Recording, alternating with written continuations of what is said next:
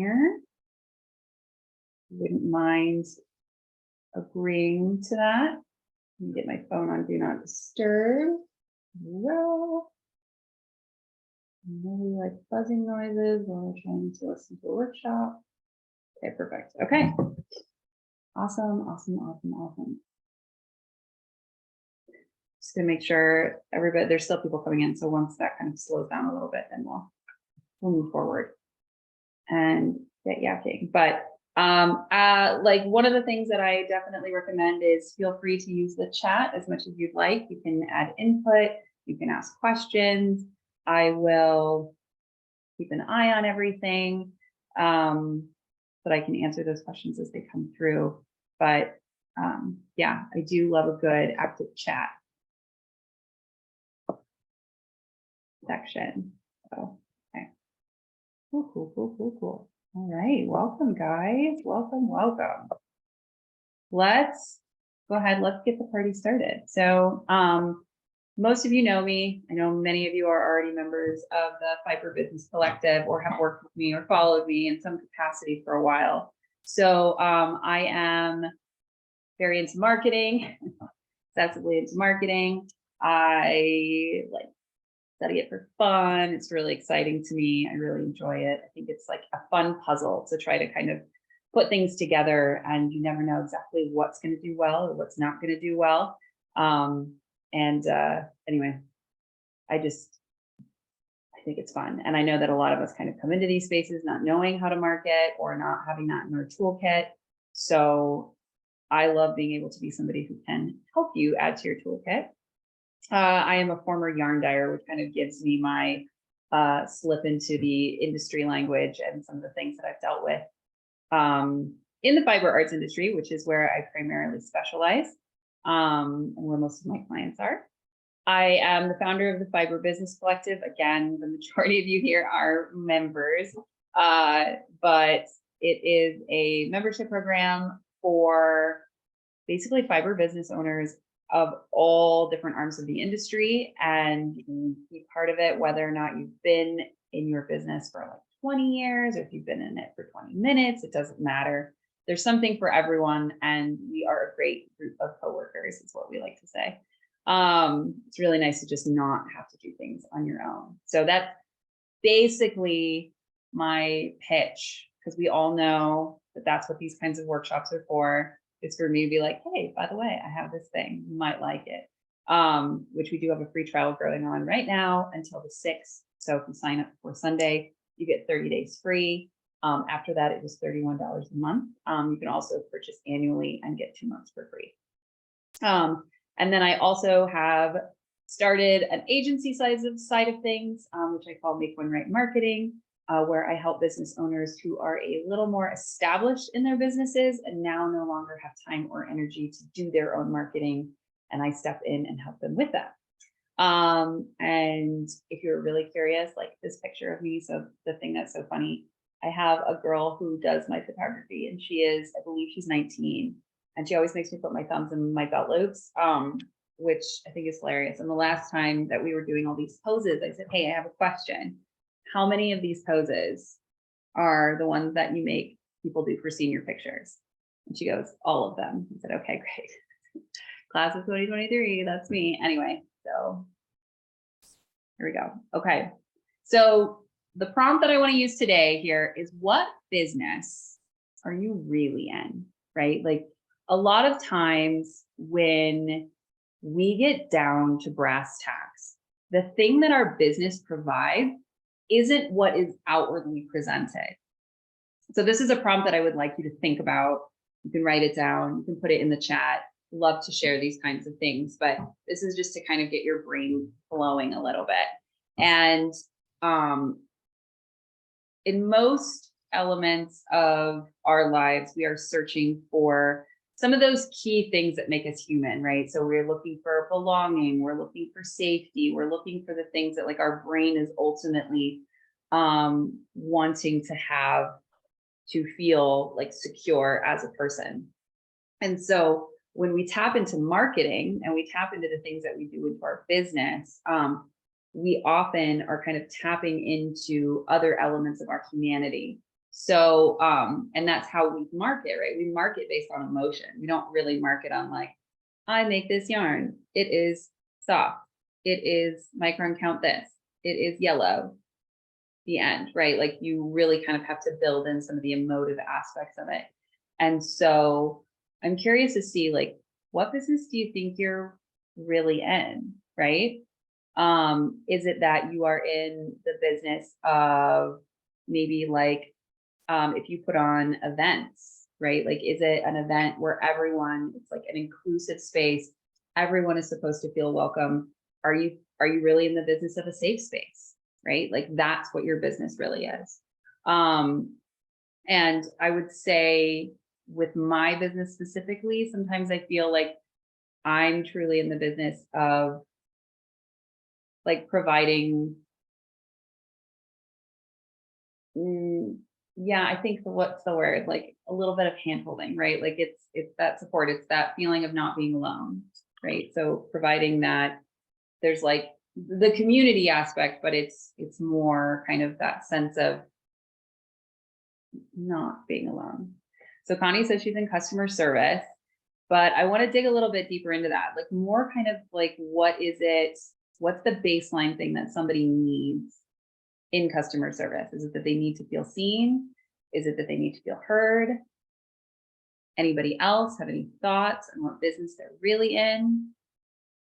Is it just Connie today? It's fine if it is.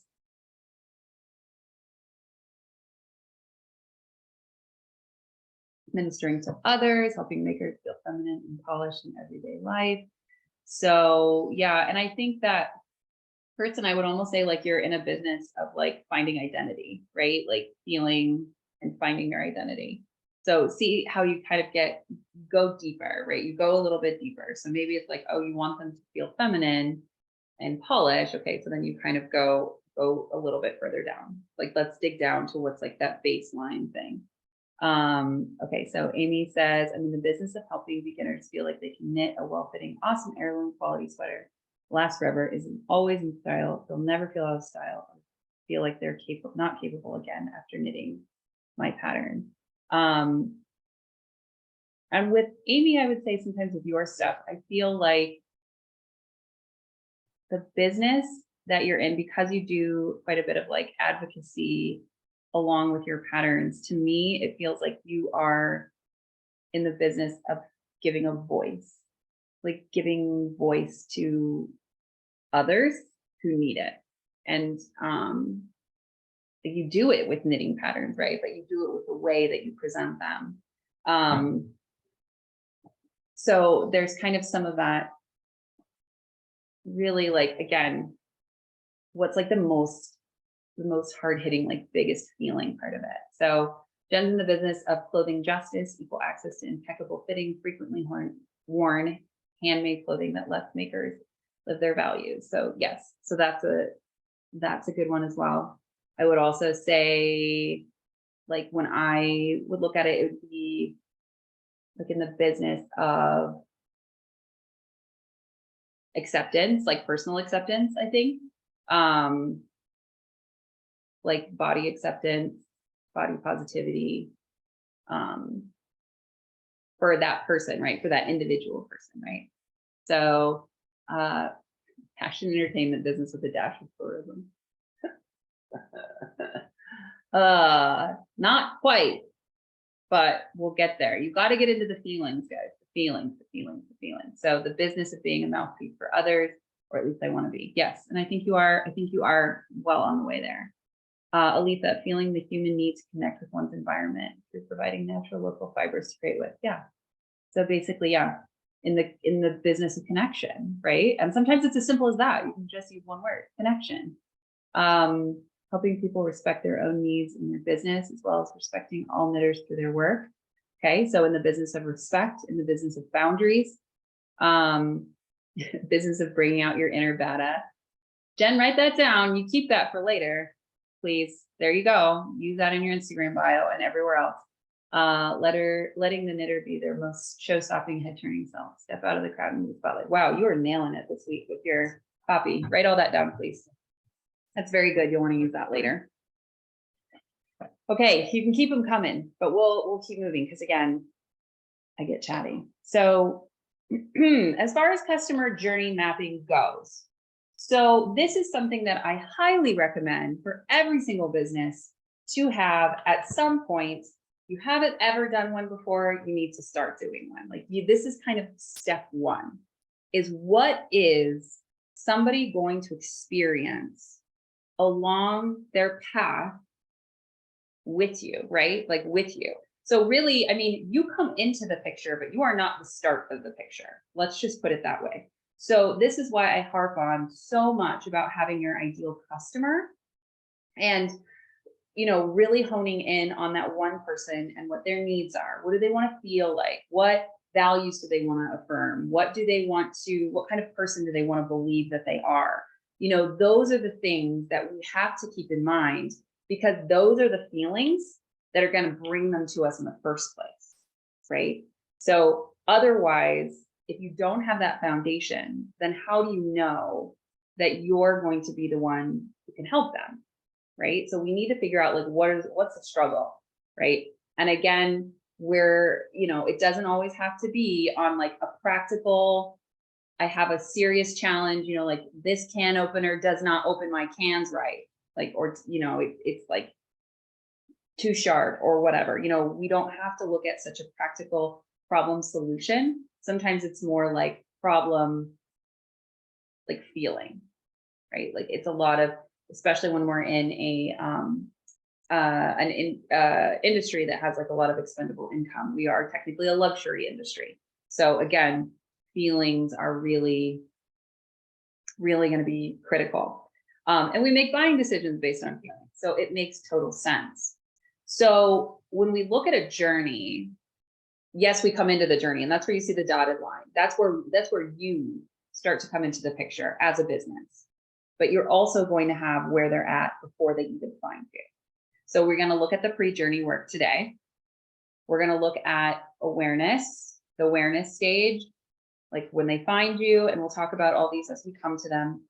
The consideration stage, their decision stage, a service stage, and a loyalty stage.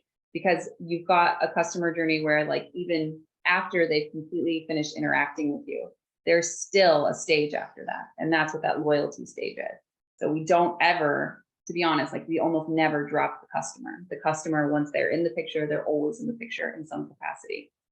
And if you're somebody who can have repeat customers, or provides word of mouth referrals, and that is, that's really important to maintain that level of connection with the customer after they've wrapped up their purchase experience with you.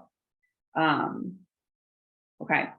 So number one, I did put in the email, there was a link to the workbook. Did everybody get the workbook? Okay. Because that basically, it's just a place for you to kind of like see what these questions are and write them down, right? Like that's really it. You can, if you need it, just let me know in the chat and I can put it in there or something, but I think maybe, possibly. Anyway, so we're going to go through some of these questions here. The pre-journey questions are different for the rest of them. So every other stage will have the same 5 questions. But for the pre-journey, we want to know for this person, right, before they find you, right, what is the thing that's going to start to compel them to start to look for you, right? What are they struggling with? How are they feeling? And what have they already tried? So if you are like using, okay, let's use like a yarn dyer who is trying to do natural dyes, right? We'll just kind of go with something that's very easy, right? Like natural dyes. So if you have somebody who is on a pre-journey and is looking for naturally dyed yarn, right? What they're struggling with is probably how they can start to achieve progress over perfection in their lives overall, right? So they're going to be struggling with thinking about, okay, I'm now feeling very aware of, the environmental capacity of like my actions. And I want to know like how I can start to put more best practices into my life, even if it's not totally perfect. because it never will be, because it's not possible, nor is it accessible to everyone. But like, just as an example, how are they feeling? Maybe a little guilty, maybe a little anxious to start, those kinds of things. And then what have they already tried? And so maybe they've tried, focusing more on their recycling at home, or maybe they've tried to buy more secondhand clothing. And they haven't necessarily started to put that into their knitting practice yet because they hadn't really thought about it, right? So that might be the pre-journey that they're on. And so take a couple of minutes here and try to see, I'd like to see in the comments some of the answers that you guys have for these. Like, do you feel like you know what this struggle is? Do you feel like you know what this person needs or needs to feel in order for them to actually start looking for a solution? Does that make sense? If it doesn't make sense, please let me know in the chat, because I really minimize the video aspect because in the recording, it takes up a lot of the screen.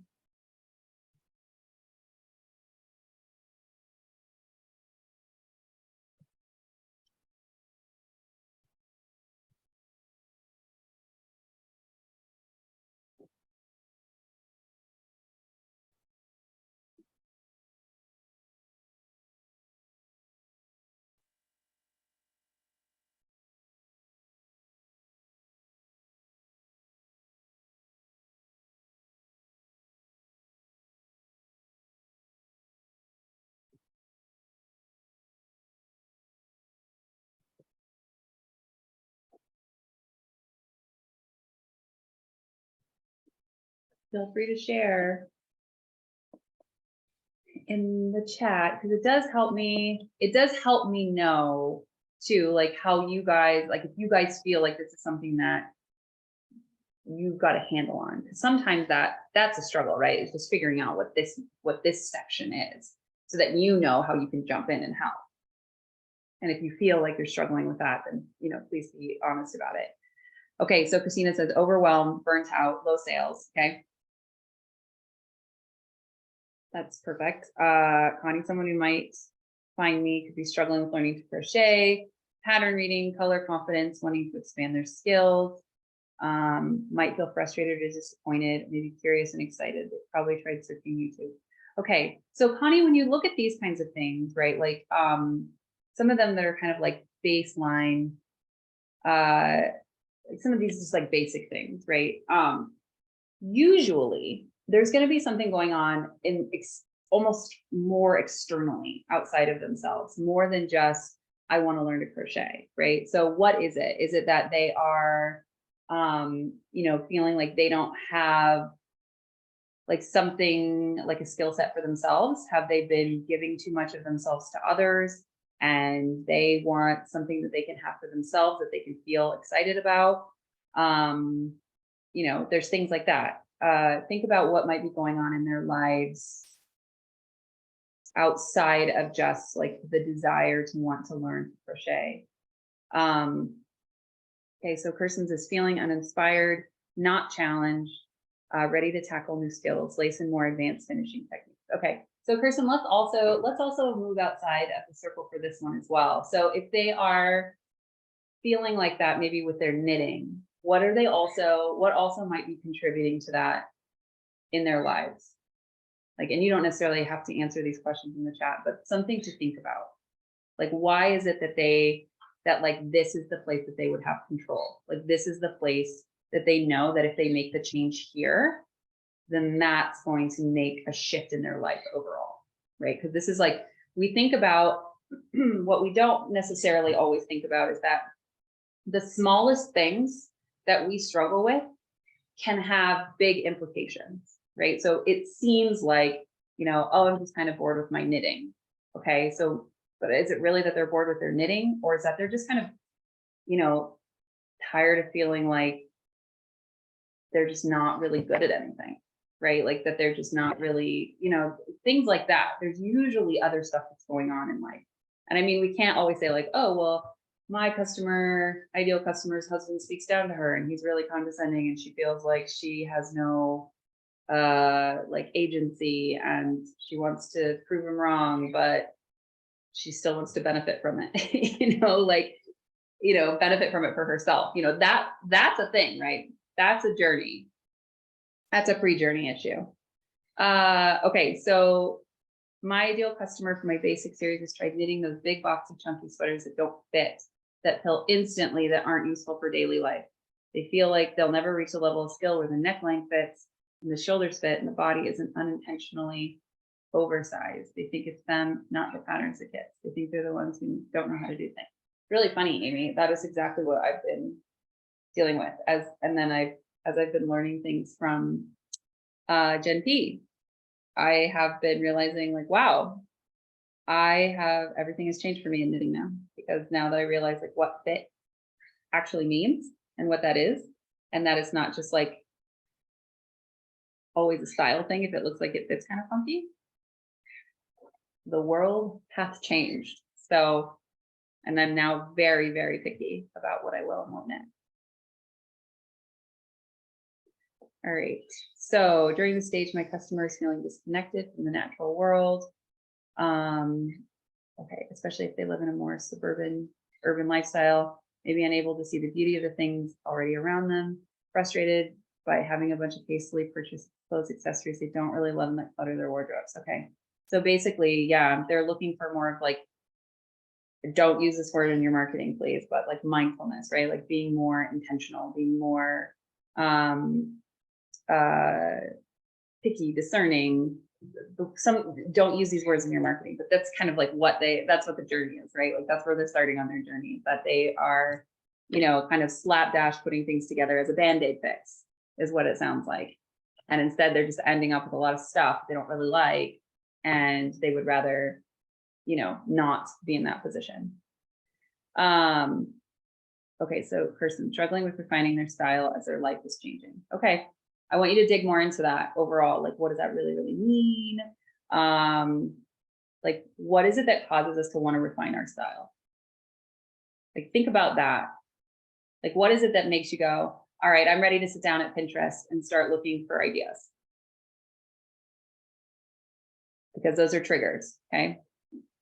So, Connie, you got it. They're sick of all the ugly crochet patterns. See, you're getting there. You're getting there. This is going to work for you. We just know it. We just know it. All right. Laura says they're struggling with finding fashionable items that fit their consumerism values. They're feeling guilty for buying fast fashion for years.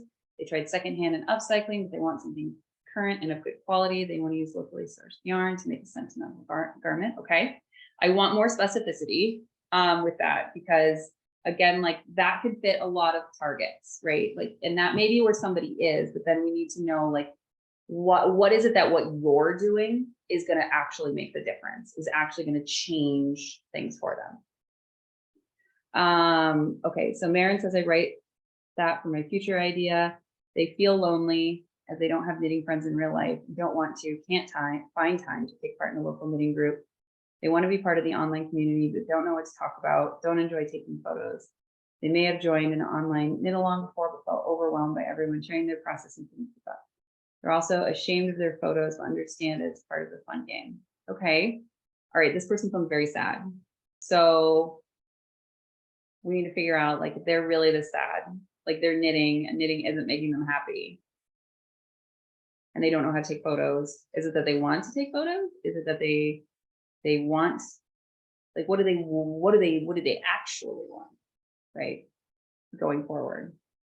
Aletha want connection and safety, feeling lonely or like an outsider, bored with more typical fiber art materials, needs to feel unique. Okay. I think if you feel like, well, I think it's interesting, and I think we all feel this way, right? You don't want to feel like an outsider, but you also want to be unique. It's like that self actualization kind of thing. All right, so they're struggling with not feeling seen or feeling like their style does not reflect who they are. They may have told their clothes are too out there. They want affirmation for the biggest parts of it. Jen, good job. Love it. All right, Meg, struggling with receiving lackluster products that are inconsistent or not as pictured in the listing or on IG. Yeah, yeah. I've had that happen where it's like an email comes very shortly after it comes in the mail. This looks nothing like the picture.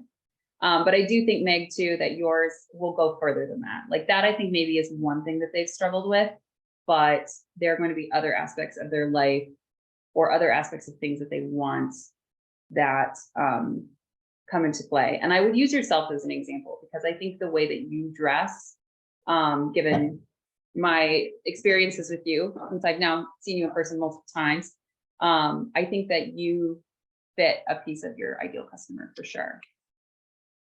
And like that you like to dress in like bright colors, and like it's still very feminine, and like it feels like you're really ready to own the colors, right? You own the colors. And I say that because when you're tall, like you are, and you have red hair like you do, you're gonna stand out. So you might as well look good, right? Okay, Deirdre, overlooked, unappreciated, looking to feel appreciated and champion someone. Oh, that's sweet. Yes, I mean, people do feel like this, right? And it's hard. And you want to be the one that helps them. And so it's kind of like, how do you fit yourself in that picture? Carrie, they can't do math, can't make a sweater that fits, or can't make a sweater because it's too hard, because they've told themselves and society has told them that math, making adjustments, and learning the why behind things is scary. Very good. Yep, exactly. Brittany, you're struggling with finding crafters that look like them. They want to create, but also want to support their community. They want to diversify where they spend their dollars and support more marginalized groups. They want drapey fabrics and want to go beyond beginner crochet techniques. Love it. Perfect. Perfect. Good job, guys. You guys are doing really good. Okay, so now as we move into the phases, so these are the 5 questions. So if you didn't get the workbook, you can take note of these, and I'll show these after every single phase, right? Again, so that you can write them down and write down the answers to them. So, and these ones we probably won't go through the answers quite as in depth as we have for the last one, because pre-journey is truly like the most critical part that we understand in this industry, because we struggle with the luxury element of things. But going forward, hopefully this will be a little bit easier, and I'll show you what this looks like. And we'll talk through it. So things that we're going to track in each phase. So what are their actions? Like, what is the customer doing, like physically doing? What are your touch points? Meaning, like, where are you interacting with the customer? Where are they finding you? Or where are they having interactions with you or your brand, whether or not you are actually present? What are they feeling during that phase? What are you going to track to know that there's like actually something happening within that phase, right? So I say success, but success is so like subjective. So basically, it's like, what will you track to know that the needle's moving? And then what's your goal for each phase? Like, what do you want to have happen? How will you know for yourself that like this is like how you want your business to function? So we'll talk about the awareness phase. So theoretically, like these are very generic examples, and it may look different for you depending on you and your business. But usually in the awareness phase, the customer has discovered you, right? And they're curious to find out whether or not you're the one who can help them. So when we look in the awareness phase, then we start to go through the questions. So what are their actions during this phase? And I'll kind of walk through this one with you, and we'll walk through some of them, I guess, as we go. So please feel free to put in questions or ideas or answers to any of these that you want feedback on in the chat. I know there's a lot of questions, but please do, we can talk through them. But like, what is someone's action during an awareness phase, right? So usually it's kind of like at the point that they find you, or they're just getting ready to find you. So how is somebody finding you? And this is something that we really need to focus on, because this is where visibility starts to come into the picture, right? How does somebody find you? Are they, did they see an advertisement that you paid for? Did they find your blog through a Google search? Did they, see you on a podcast that a friend recommended? Did they see like a sign on the road, like if you're a physical store, like, yep, Amy, exactly. So usually And I know too, with some of the stuff that Amy, with you share, is like you create those posts that are, I don't want to use the word inflammatory, but you know what I mean? Like they're more conversation driving, right? They're more engaging. They're more, you know, putting big ideas out there that, yeah, exactly. More engaging for acquisition. And that's exactly what this is, right? So then what, if we're looking at, we'll use Amy as an example then for this. So their actions during this phase are, they're going through stories and seeing what other people have shared. They're in the, whatchamacallit section of the Instagram where they show you all the stuff. Anyway, where you can explore. It's discovery. Yep, explore, discovery. So your touch points with them at that point are through other users or through Instagram itself, right? And then two, some of the stuff that you do then ends up in, you've seen it in newsletters, right? Like your stuff ends up in like a Random Dyers newsletter, or your stuff ends up in like you have stuff that's also in a magazine. So these are other touch points, right? So they pick up a pom-pom magazine and they see your sweater on the cover, or they pick up the last issue of Making and they see your pattern there. That's another place that they have found you. So you have to kind of track all of those places. So what are all of those touch points? So you've got Instagram, possibly SEO because you have a blog, magazines, et cetera, et cetera, et cetera, et cetera, et cetera. Like, is that making sense? Are we all understanding what I'm talking about when I'm talking about touch points? Like at what point, where are they finding you? Did somebody, like, or Amy, you did an ad on my podcast, so maybe they found you through that. That's another touch point. So yeah, and I mean, the thing, it doesn't matter whether or not you can track it, right? It doesn't matter whether or not you can track the touch point. The thing is, what is the touch point, right? Like, what are the touch points? We just need to know where they're at so that we know like where to focus efforts. Because if you're sitting down and you're going, oh, I'm not doing any outreach whatsoever, right? Like if you're sitting down and you're going, oh, I put stuff on my Instagram, but you're not doing anything else, then like, how are you going to know how to drive people to you, right? Then you need to start looking at, I need more touch points. I don't have enough. Instagram is definitely where people find me, and that findability is fleeting. Correct. Yes, very much so. What are they feeling at the point that they find you? So with Amy, I think there is going to be some element of aesthetic there, like the aesthetic that you have with your photography also creates and evokes a feeling. I feel it. I don't know what it is, but I feel it. And it's very like aspirational feeling. Very, I don't want to say romantic. It feels like cinematic in a way. It feels like very magazine lifestyle-y. Yeah, I'm gonna tell you this right now. Meta is not doing very well, you guys. And my prediction is that we need to be looking at other things, like a lot of other things, because I don't think they're gonna be, unless they turn a big corner, I feel like they're gonna get dropped behind pretty quick. Maybe not as fast as MySpace, but I don't think they're gonna be reigning supreme for very much longer. So I've been thinking a lot on what else I want to do besides Instagram to drive touch points, but haven't had the energy to focus on this yet. It's hard. Yeah, it does require energy.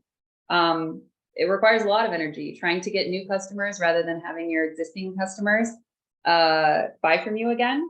It takes way more energy and money and everything else.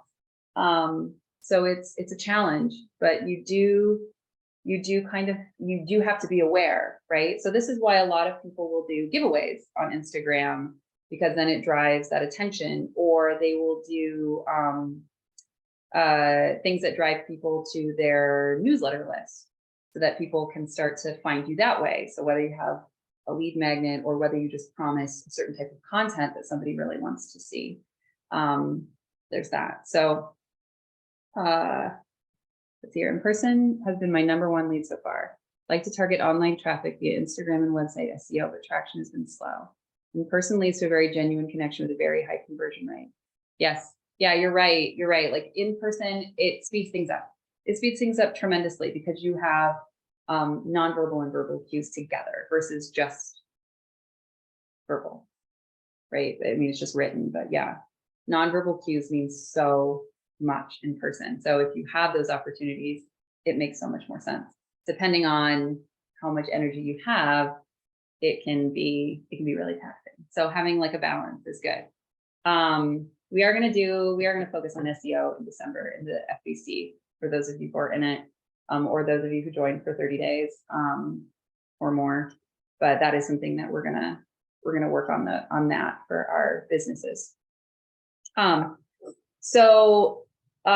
Usually, like, what are they feeling too? It's like something like they're curious, or they're interested, or they're skeptical, or they're not really sure, but maybe they're hopeful. And what will you track to measure success? So this is what we call KPIs. That's just like a better question than KPIs, which sounds really like jargony. But what are you tracking then? So to know that people are finding you that way. So this is kind of what you were talking about, Amy, a little bit. So is it that you're getting higher website traffic because you know that SEO is doing its job?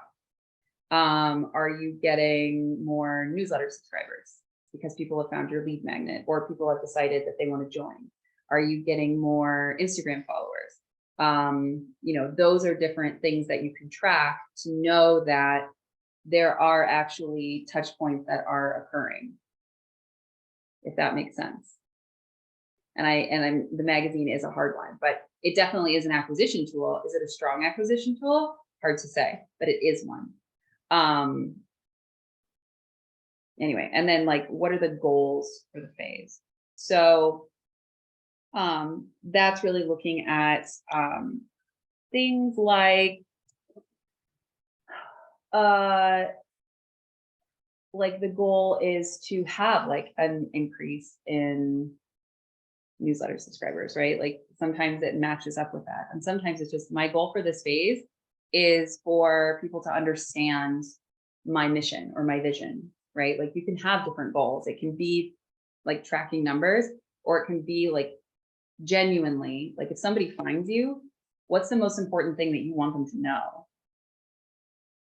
And then how can you get that into effect, right? So if you get somebody on your newsletter list and you have some very high values that you want to communicate up front, then your maybe confirmation email or welcome email has some of that involved in it.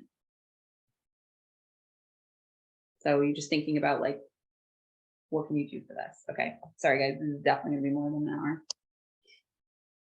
All right, so let's move on to consideration phase. So this is where we start to have to focus on the things that make us unique, right? So if somebody is going to be lining you up with other people who are doing similar work to you, right? Like the thing is that we need to get them in front of the things that are going to help them make a decision. So these are the things that we really focus on, usually like with the acquisition or the awareness phase and the consideration phase, is what you'll hear me talk about the absolute most when we're talking about marketing, because this is the most like trying to get them to you, right? We need to get them to you. The rest of it's kind of, we don't talk about it very much, but how do we get them to you? How do we help them make a decision? And like, again, I don't like to use the word competitors. But I like to say like peers who have similar offerings, right? Because we should not be competing in this industry. We're all working towards the same goals and we all want to make more money. And there's nothing wrong with any of us doing them. And there's enough room for everyone. So, all right. So how is somebody going to consider you against someone else? Okay. So what are their actions during this phase? Biggest question is most of the time these days, if most of you are doing content marketing, meaning that, and we'll talk about marketing plans on Friday, so you can join in for that as well. But, and like the different types of marketing that you can do and how you can combine different strategies together to create yours. But like for this, a lot of people are going to use content strategies. So their actions is that somebody's going to be consuming, right? That's a lot of times what we do when we're trying to make a decision. how do I consume? Am I reading reviews about this person's products? Am I reading their blog? Am I following their newsletter? Am I following their Instagram? Like, what are the things that they are actually doing to try to figure out if you're the person that they want to purchase from, or if you're like the event they want to attend, right? They may be comparing you against other events, or comparing the amount of your event to somebody else's event. You know, they're going to be all those different kind of elements and things that they're going to compare against each other. So this is why we need to start pulling out those things that are really unique about us and the way that we talk about our products, because that's a decision-making strategy. Touch points. Okay. So then again, if those are the kinds of actions that they have, touch points are things like your blog, your newsletter, your Instagram feed, podcasts, et cetera, et cetera, et cetera. That kind of thing.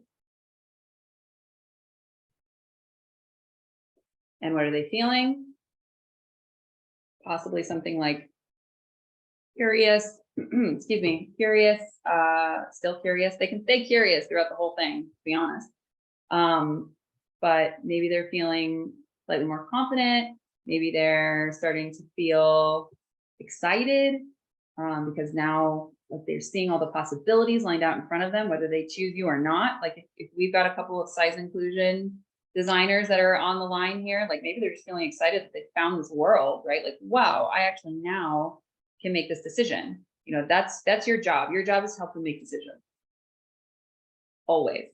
So that's why you guys are like, shouldn't be so resistive to certain types of like asks and types of content, because it's really just all you're doing is helping somebody to choose, as long as you're not manipulating them. So does anybody want to share like their touch points? What are their touch points during this phase for them?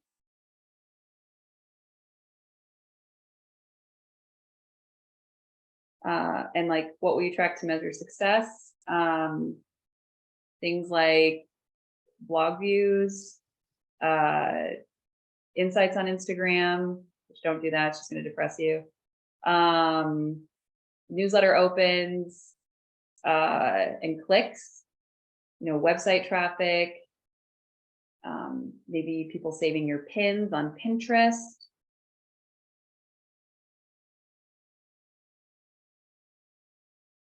Is this starting to ring a bell for somebody? Like, are you guys starting to go like, oh, wow, I'm not really doing anything to like foster people along the journey? Because that does happen. I'm looking at some of this myself and going, oh, I really got to get back on the horse, get moving. We have seasons, don't we? We'll put in all the effort, and then seasons we're like, I would just rather take a nap. But it's Q4, guys. Q4, guys. Time to get in that profit.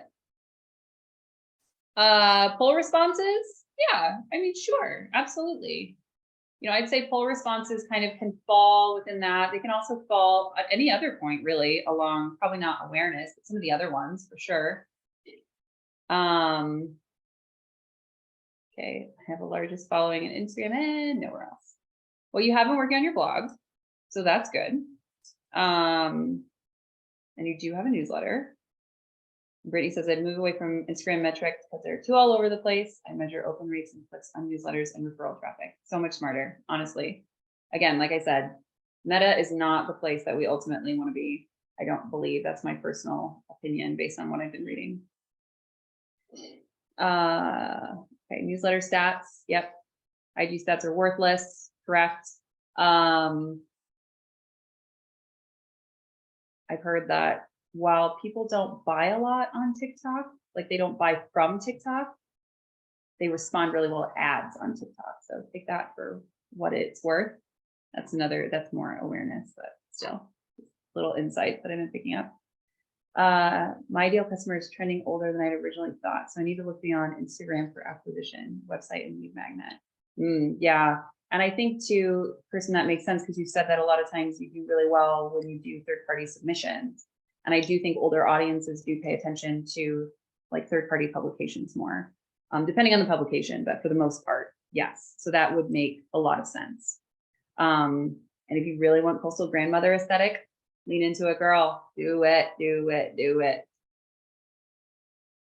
Right, newsletter size, responses. Yeah, responses is a really good one. I don't get them that much. I know, Jen, you do. Lucky you.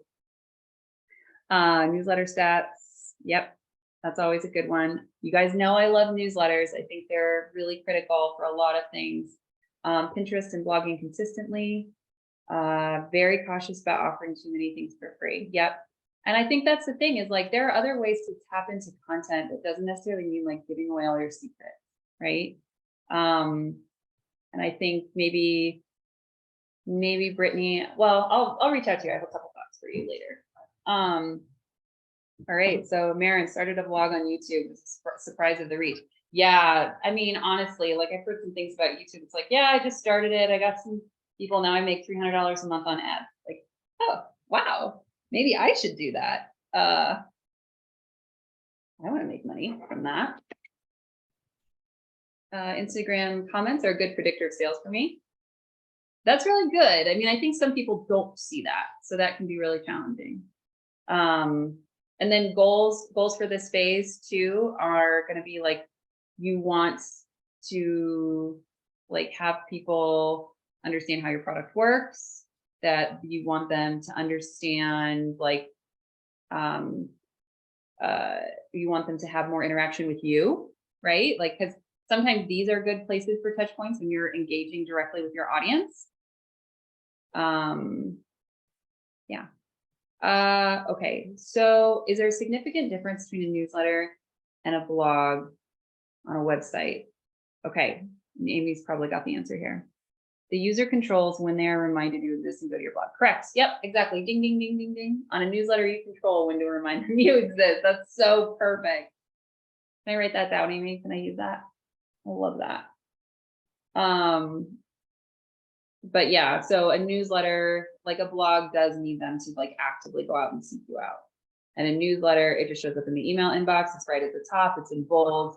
If they want it gone, they have to open it or delete it, right? Like they have to interact with it to make it go away, or not do anything and it sits there and gives them anxiety as the unopened email account rises. Okay. All right, let's go through decision phase now. Okay, so now, okay, the customer has decided that you are the company that they want to buy from. Okay, now they're moving through the purchasing and buying process. Now, this is something that we talk about when we talk about things like user experience. And it's something that we don't necessarily think about. But for a larger company, larger companies put a lot of stock into this because it can make or break a sale, right? So you have lots of instances where somebody will add something to cart and then they go away, right? And they never complete checkout. Why not? Like, what are the touch points that are going to get that person to actually move through the process so they complete the transaction?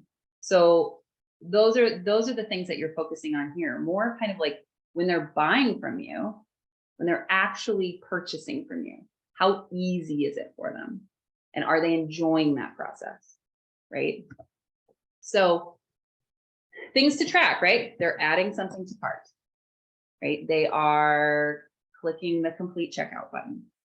They are maybe saying clicking the buy now buttons, you know, some emails, you can just newsletter services, you can just buy right through them. Most of the time it's going to be the checkout process. And so if that's something that you've never looked into, like how easy is it for somebody to like check out or like buy from me, like physically buy from me, then that's something to take a look at. Right. So this is a pretty straightforward phase. So for me, it's like, is it easy to book a session with me? Is it easy to pay an invoice with me? And depending on whether or not the answer is yes or no, I will change platforms as a result. And I've had to multiple times. Like it has to be easy for them and me and seamless and have workflows and just make it very intuitive. Because if it's not, they won't finish it, right? Like you have to make the process enjoyable. And that's another thing too. Not only is it easy, but is there a way that it can feel fun? Is your confirmation of order email, is there something like sweet in it, you know, or something funny or something, you know, like if you look at confirmation email from brands you buy from, I did this study not that long ago. It's very interesting, like the language that they'll use. Some of the bigger companies use like really cutesy kind of colloquial phrases, and they make it seem like they're like the best pal, using funny little terms. And then if you're just like, you have a Shopify account, it just says, we will let you know when your order is on its way, right? Like it's not very exciting, right? Like you can make things more personal through these points, right? Like you can personalize things just a little bit to infuse more of your brand and your personality into things, which, there's a lot of this that I'm like, focus on the customer. Yeah, but the customer also has to relate to you. So find that balance between how do you put your personality into things and like your beliefs or your humor or whatever, wherever you sit. And otherwise. So, okay. So Christina says, like, do they click to book, but then change their mind reading the description of the appointment? Yes. Yeah, that is a great place to look, right? Like if you look, or maybe you have somebody else, have a couple of people have another set of eyes on it, right? And say, like, go into that FBC, have somebody look at it and say, does it seem intuitive? Does it seem like, would you book knowing, like reading this, or does it seem confusing? Like have other people take a look at it, because we can't always see how our checkout process looks. So we need to go through it, but then we need somebody else to go through it too, preferably a few people. I'm always wondering what link exactly to share in my newsletter to lead to my Ravelry shop. No chance to check in with behaviors, Ravelry stats are not available. Yeah, I mean, as long as they click on the link, right? Like sometimes you are only going to get the link clicks. You may not know beyond that. But you can always choose to sell things in other places that do have stats. So that's an option as well. So what are they feeling? Sometimes it's like super excitement, like I'm so happy I got this. Or sometimes it's sick to their stomach because they just spent a lot of money, right? Like I have a client who sells $60,000 minimum kitchen, like this point on her chart is like they're feeling very sick because that's a huge amount of money to drop on a kitchen, and they are worried and they want to make sure that like, they're kind of excited, but they're also absolutely terrified. And it's okay for them to be terrified, right? Because then, if you know that they're terrified, then you know how to come in and help make them feel better, or reassure them, or, thank them for booking with you. There's all these little things that you can do to kind of improve that relationship with them. Right. So, what we attract to measure success, most of the time it's going to be the purchase, right? For this one, it'll be like sales. And if you have like a add to cart versus checkout versus finally, full transaction, like whether you have like a Shopify or whatever, those are stats as well that you would track. Or like discovery calls or bookings or whatever. And your goals for this phase are usually increase sales. This one's pretty straightforward.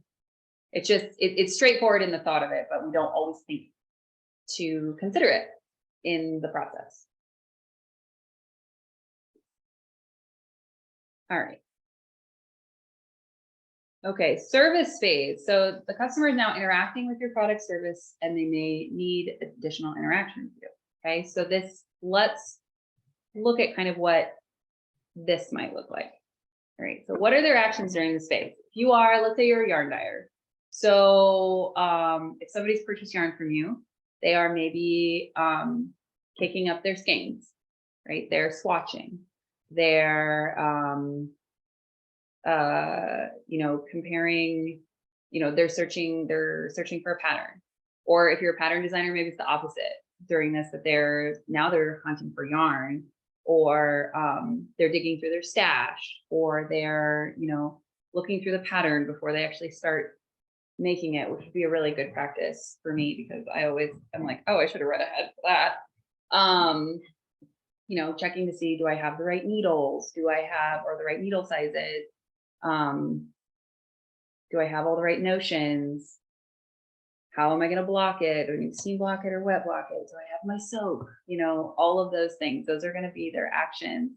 And, you know, it may be actually that they're knitting the pattern, right? They are actually knitting the pattern.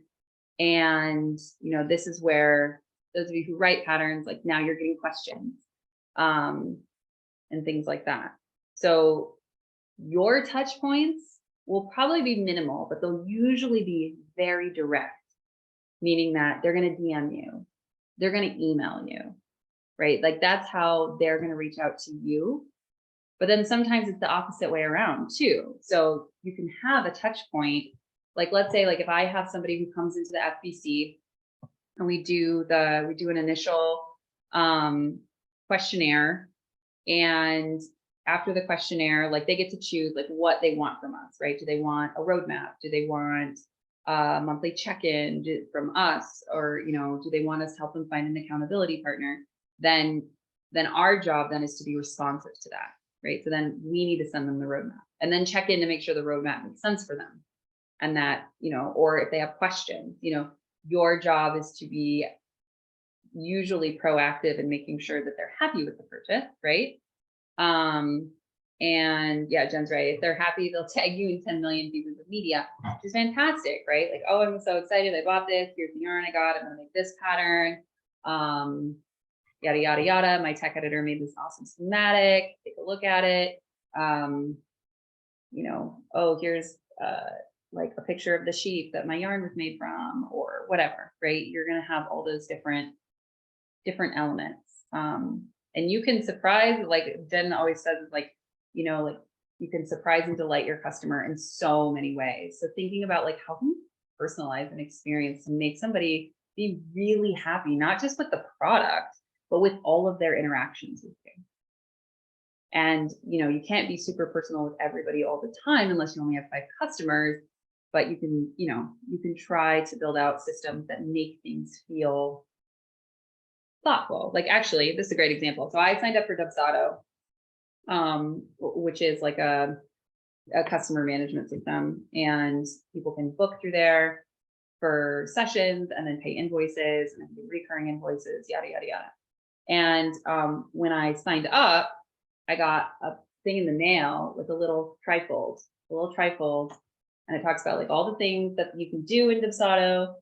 2 pictures of the co-founders who's married, and then Dubsado coffee cup, so cute. And like, you know, what, like how to connect with them next, right? Join the Facebook community, you know, nice pictures, some cool like copy, and a sticker. I got a sticker. I will tell you what, I love this. I kept it. I pulled it out again today because I was like, I need to do something like this for FBC. I love it so much.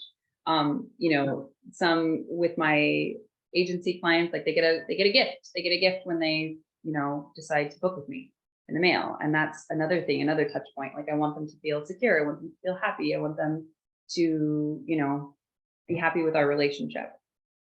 So yeah, so what are they feeling? Hopefully happy. You know, if you think that they're feeling really poorly during this phase, then you need to find something to uplift them because we want them to be ultimately like happy and satisfied. Right. So what will you track to measure success?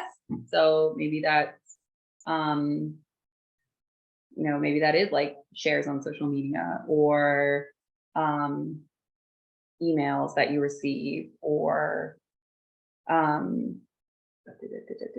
maybe they like save you and like they put the project in their Ravelry project thingy as a finished object. You know, they finish the project and then they show it off. Like that's a pretty big success, right? When somebody gets to that point. Or, you know, like if you're like a tech editor, maybe it's that, you know, you're having like a really great relationship with the person with the designer, right? Like you guys are having great rapport, and like you feel like you understand each other, etc. Right? So your goals for the phase may be to like develop positive rapport. If you're going to have ongoing back and forth communication with the client, because your relationship may be a quick transaction or it may be multiple months, right? Like it could be ongoing or it could be immediate. So how are you going to, like, what do you want to happen during this time? Like, do you want customer satisfaction, which you do? Do you want, again, positive rapport, da, da, da, da, da, da, da, those kinds of things. Some of these things look very similar for pretty much everybody when you map them out, but thinking about how they apply to you and where you're at online is the most important part. Does this phase make sense to everyone? I can only see Aletha, so I really just need Aletha to nod. Okay. All right, so now loyalty phase. So the loyalty phase, the customer is now kind of finished their purchasing interactions with you, or they finished knitting your pattern. They finished knitting with your yarn. They finished having you as a tech editor. They finished visiting your farm, whatever, right? So they're going to they may become a repeat customer, or they may do word of mouth referrals. And those are the things that we want. So again, like with my client who sells $60,000 kitchens, is she going to sell them another $60,000 kitchen anytime soon? Probably not. But when people come over to their house and they're like, wow, I love your kitchen. Oh yeah, this studio is the one that designed it. Like that's what they're going to be looking at. So things to track. What are their actions? Leaving reviews, social media shares, word of mouth referrals, like sharing with their friends. Sharing their experiences. This will be very similar for most of you, but those are like the primary actions that are going to happen during this time. Like if somebody's had a really good experience with you, they're going to be singing your praises forever, right? So like, what are your touch points, right? If somebody is sharing you in a story, are you resharing them on Instagram? If they're leaving a review, are you thanking them for their review? You don't have to do these things. I'm just saying, like, these are potential touch points. Is the touch point, does it live on your website? Does it live somewhere else where people can see these things? Are there places, like if somebody gives you positive feedback, you can put it in a testimonial and let it live on your website? Can you put it in an email and send that out as kind of like a sales pitch or proof of sale, like proof of sales, proof of positive experience? Those kinds of things. And what are they feeling? I really hope it's good. I really hope it's good. It's got to be something positive. If it's not, got to work on it. And your touch points too, maybe that you like check up on them every once in a while. I mean, think about it. Like when you buy a car from the car dealership and they send you like a birthday card every year for the next 10 years, it's like, dude, your birthday cards are boring. I don't actually care, but I guess thanks for thinking of me, and sometimes they'll send you emails, like my old insurance people, they send me emails like, thanks, I guess, but I don't really care. But that's still, it's a touch point, right? Like these things of, so real estate agent sends a monthly newsletter of things to do around the house. Oh my gosh, that's so smart. That is so smart. I love that. I love that. That's great. That's really, really good. But yeah, things like that. Like how can you improve the longevity of like the experience that you've had with them, right? So if somebody was, like let's say that, for instance, Amy has the coloring book tee and the coloring book sweater and like a pie for Thanksgiving. What? Take it. Get it, Sarah. Get that pie. You get that pie. But like Amy, if you've got the coloring book tee and or the sweater, and then you come out with the tee, which you did, then in the email that follows to announce tea, it's kind of like, hey, like I saw, the coloring book sweater has been so popular, but I also noticed that everyone wants a lighter version or whatever, then you're bringing out something else. It's like, hey, listen, I recognize that this was really positive and that you really enjoyed this. So now here's something else. You want pumpkin, Sarah. You don't want pie. I'm pro pumpkin pie. Yeah, so those are the kinds of things, like how can you have touch points that, they don't have to be pushy, right? Like if you have a really good relationship with somebody, there's no such thing as being pushy. Like a lot of my clients become friends. It's just how it is. And there comes the point where it's like, oh, we're peers now. So that's cool. And it's fine. And we use each other when we need to use each other, and we pay each other when we pay each other, and it's fine. But like, yeah, there's no need to be pushy whatsoever. Yeah, super smart, Amy. Super, super smart. To do something like seeing what your customer likes the most and then creating another product targeting that exact customer again.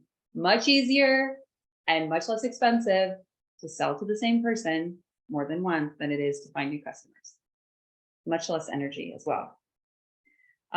So tracking to measure success, how many people are coming in as a referral, right? We do that with the FBC. If you're in the FBC and you refer somebody and they stay in the group for 3 months, then you get a free one-on-one session with me, right? So when people come in and they say, hey, so-and-so referred me, I make measure of that. So then I know how many people are coming in based off of referrals versus not. Or if there is, reviews, right? Like reviews are a good way to measure success. Possibly, tags on social media. Just don't put tons of stock into stuff like that. But, or, emails from customers saying that they were really happy with their experience, things like that. I have a super fan test knitter in Chile. Now I've developed a following that I realize most of her friends are other people from her LA. That's cute. That's super cute.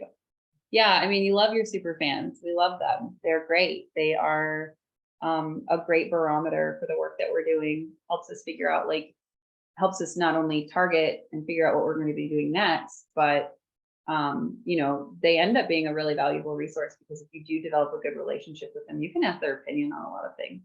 And that's incredibly helpful to hear it straight from the horse's mouth. So your goals for this phase are probably to have,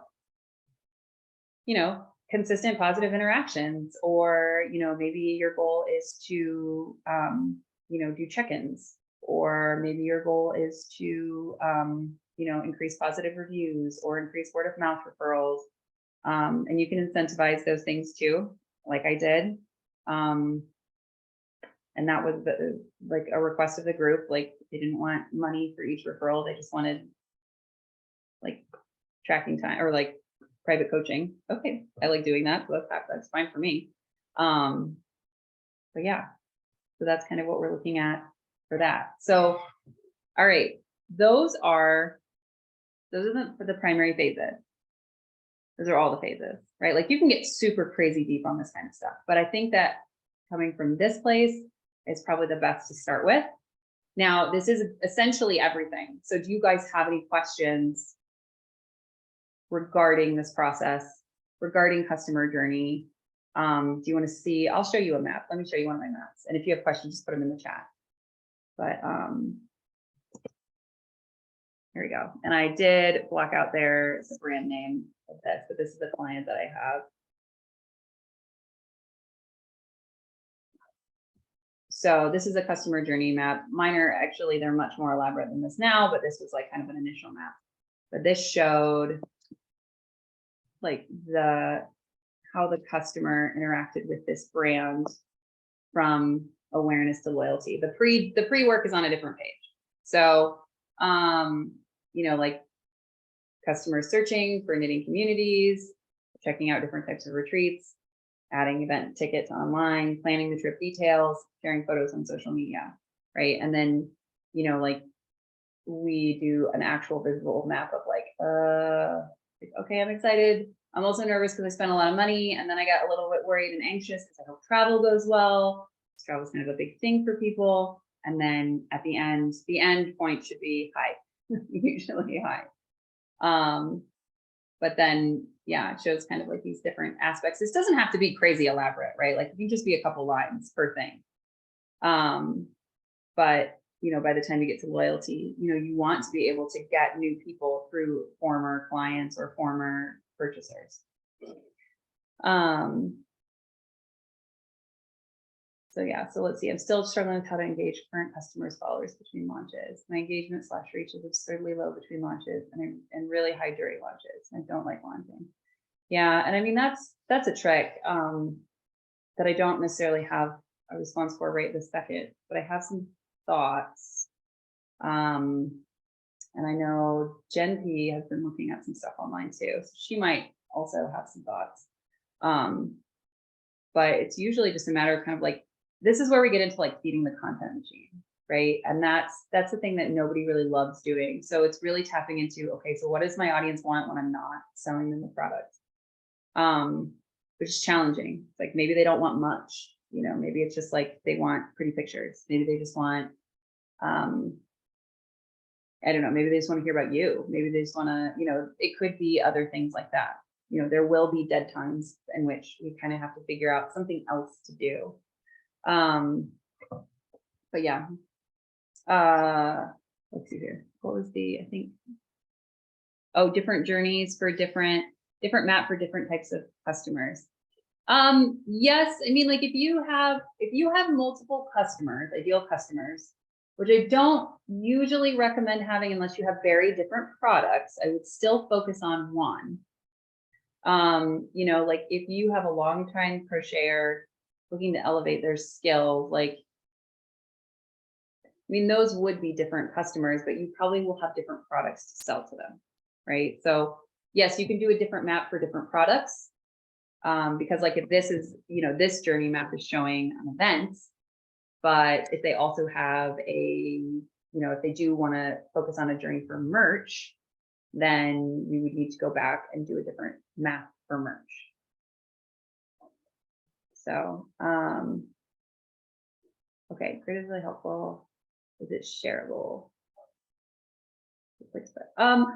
Okay, so there is actually, Brittany, in the FBC, we have in the resources, there's a template section.